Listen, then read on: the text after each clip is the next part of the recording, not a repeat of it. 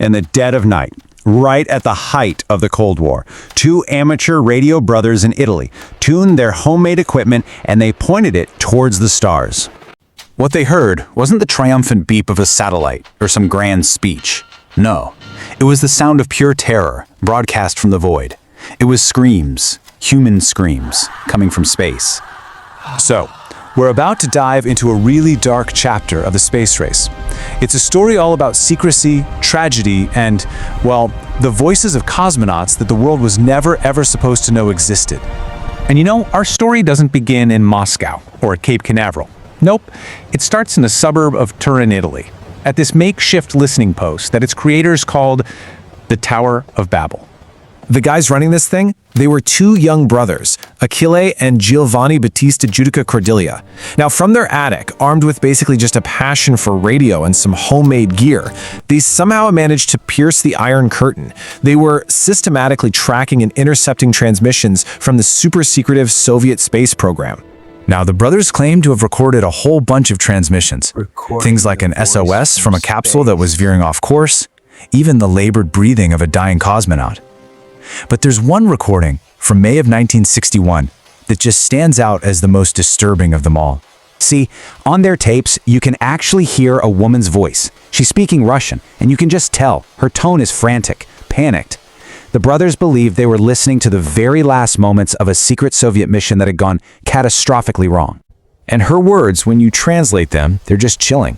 She's crying out about the temperature rising, that she can see flames. I am hot, flame. And then the transmission just cuts out, right as her capsule is supposedly burning up on re-entry. It's literally the sound of someone being erased from history. So you have to ask, right? Why would an event this monumental be a secret?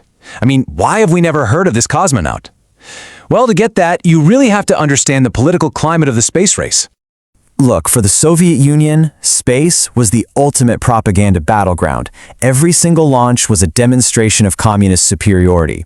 The public image had to be one of flawless victory. Failure, that was not an option. And it certainly wasn't something you shared with the rest of the world. So every disaster, every life that was lost, it was just classified and buried.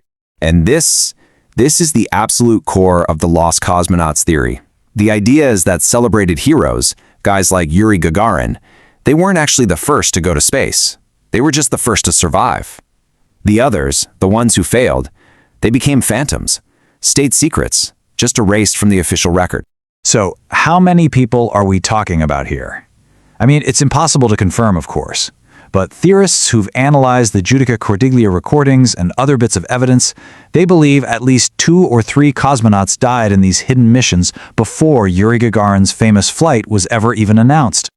Okay, so where does all this leave us? Well, to this day, the Russian government completely denies these claims. The recordings, I mean, they're incredibly compelling, but they've been debated for decades. Are they authentic, or just a really clever Cold War hoax? The truth is probably locked away in some classified Soviet archive, if it even still exists at all. What we're left with is this haunting audio and a story that honestly feels like it was ripped from a spy thriller. It's this chilling what if that just hangs over the entire heroic story of space exploration. So the question just hangs there.